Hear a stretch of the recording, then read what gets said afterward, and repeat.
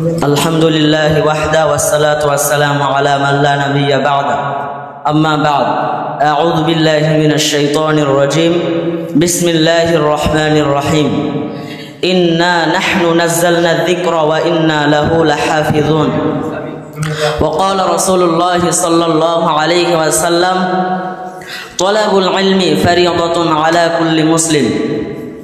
আলহামদুলিল্লাহ, সমস্ত প্রশংসা সেই মহান রব্বুল আলামিনের জন্য, যে মহান রব্বুল আলামিন আমাকে আপনাকে সুস্থ রেখে এই রকম একটা আঞ্জুমান নামক অনুষ্ঠানে কোরআন হাদিস থেকে কিছু কথা বলার এবং কিছু কথা শোনার তৌফিক দান করেছেন। এই জন্য সকলে মিলে আল্লাহর প্রশংসা আদায় করছি, বলছি আলহামদুলিল্লাহ।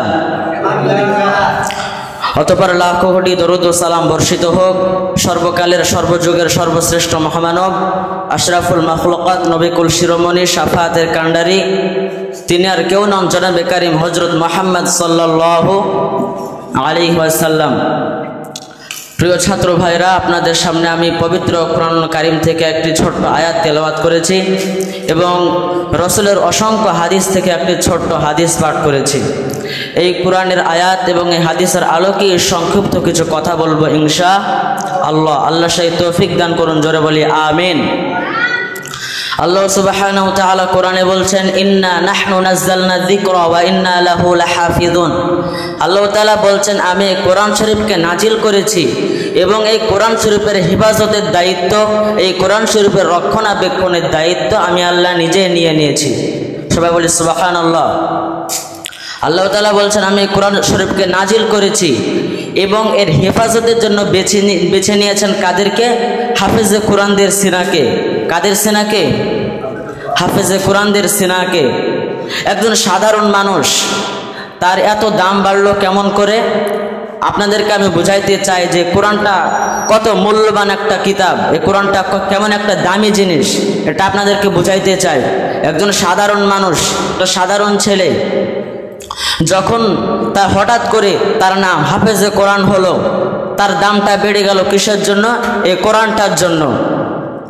এই কোরআনটা এমন একটা জিনিস, এই কোরআনটা এমন একটা মূল্যবান কিতাব, এমনই একটা দামি কিতাব যে কোরআনটা যেই মাসে নাজিল হয়েছে আল্লাহ সুবহানাহু ওয়া তাআলা ওই মাসটাকে উত্তম বলে দিয়েছেন। সেই মাসের নাম কি? রমাদান। কেন? সেই মাসে কোরআন শরীফ নাজিল হয়েছে, এই জন্য সেই মাসের দামটা সবার চাইতে বেশি। এই কোরআনটা এমন একটা মূল্যবান কিতাব, এমন একটা দামি কিতাব যে কোরআনটা যেই রাতে নাজিল হয়েছে আল্লাহ সুবহানাহু ওয়া তাআলা ওই মাসটাকে হাজার মাসের চাইতে উত্তম বলেছেন। সুবহানাল্লাহ। সে রাতটির নাম কি আমরা সবাই জানি? লাইলাতুল কদর রাতটির নাম। তার কেমন করে দাম বাড়লো? শুধু কোরআনটার জন্য। সেই রাতে কোরআন নাজিল হয়েছিল, এই জন্য। এই কোরআনটা এমন একটা দামি কিতাব, এমন একটা মূল্যবান কিতাব যে কোরআন শরীফটা যেই মানুষের ওপর নাজিল হয়েছে সেই মানুষটিকে আল্লাহ সুবহানাহু ওয়া তাআলা সারা বিশ্বের সর্দার, সারা জাহানের সর্দার বানিয়ে দিয়েছেন। সেই মানুষটির নাম কি? সে মানুষটির নাম হযরত মুহাম্মদ সাল্লাল্লাহু আলাইহি ওয়াসাল্লাম। এই কোরআনটা এমন একটা দামি কিতাব, এমনই একটা মূল্যবান কিতাব যে কোরআনটা যে উম্মতকে দেওয়া হয়েছে, আরো যত নবী ছিল তাদের উম্মত ছিল, তাদের চাইতে আমাদের দাম বেশি। কিসের জন্য? এই কোরআনের জন্য। একটা কাঠ, এই কোরআনটা এমন একটা দামি কিতাব যে একটা কাঠ তার কতই বা দাম হতে পারে, সেটাতে মানুষ লাথি দেয়, কিন্তু যখন সেটা দিয়ে একটা রেহাল বানায় যে কোরআন তার উপরে রেখে পড়বে, যদি লাথি লেগেও যায় তাকে সালাম করে। কিসের জন্য? কোরআনে, তার সাথে কোরআনের সংযোগ হয়ে গেছে, তার সাথে কোরআনের সম্পর্ক আছে, এজন্য। একটা সাধারণ কাপড় কতই বা দাম হতে পারে তার, কিন্তু যখন সে কাপড় দিয়া কোরআনের জীবদান বানায়, যার ভিতরে কোরআন সেটাতে ভরে দিয়ে রেখে দেয়, যখন সেটাতে লাথি লাগে তাকে কেন সালাম করে? এই কোরআনের সাথে সম্পর্ক আছে, এজন্য। কথা বলেন সবাই। এই কোরআনের সাথে সংযোগ আছে, এজন্য তাকে সালাম করে। কিন্তু একটা কাপড়ের দাম কতই বা হবে?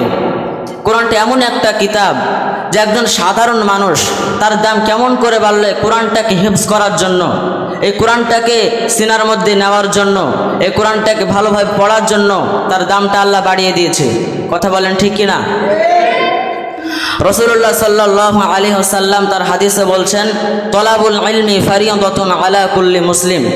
দ্বীনি ইলম শিক্ষা করা প্রত্যেক মুসলমানের ওপর ফরজ করে দেওয়া হয়েছে। একেবারে আপনাকে কোরআন শরীফ শিক্ষা করতেই হবে।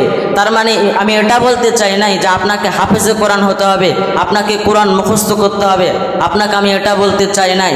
আপনাকে কোরআন ভালোভাবে বিশুদ্ধভাবে তেলাওয়াত করতে হবে, ভালোভাবে পড়তে হবে, আপনাকে হাফেজ হতে হবে না। যদি আপনি এই কোরআন অনুযায়ী আমল করেন, আবার শুধু হাফেজ হলেই হবে না, যদি আপনি এই কোরআনটাকে হিফজ করে ভুলে যান তাহলে কিন্তু আপনাকে জাহান্নামে যাওয়া লাগবে। এই কোরআনটাকে ইয়াদ রাখার জন্য, এই কোরআনটাকে মুখস্থ রাখার জন্য আপনাকে বেশি বেশি তেলাওয়াত করতে হবে। যতদিনে আপনি বেঁচে থাকেন আপনাকে এই কোরআনটা ইয়াদ রাখতে হবে, শুধু হাফেজ হলেই হবে না। আর যারা হাফেজ হয়নি তারাও প্রত্যেকদিন তাদেরকে তেলাওয়াত করতে হবে, বিশুদ্ধভাবে তেলাওয়াত শিখতে হবে। আপনাকে হাফেজ হতেই হবে, এটা বলা হয়নি যে আপনাকে হাফেজ হতেই হবে। তা আমরা সবাই কোরআন অনুযায়ী হাদিস অনুযায়ী আমল করব এবং কোরআন হাদিস বুঝে মেনে চলব। আল্লাহ সুবহানাহু ওয়া তাআলা সেই তৌফিক দান করুন, জোরে বলি আমিন।